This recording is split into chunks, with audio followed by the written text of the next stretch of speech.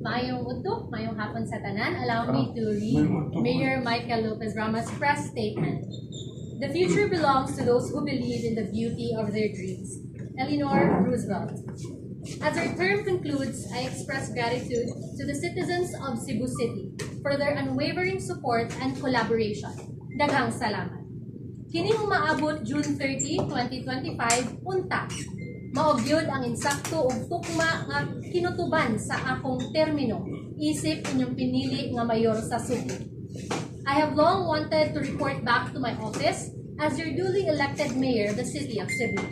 If not for these extraordinary challenges which prevented me from even entering to my office. It is long overdue and sought after matter. Thank God everything finally happened and realized still, with and through both of us, with Don Ontiveros as acting mayor and me as the duly elected mayor right inside the office, that the people have accorded me.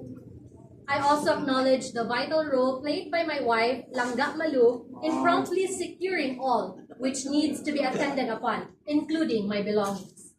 As we approach Independence Day, I urge all Cebuanons to reflect on our shared values and aspirations.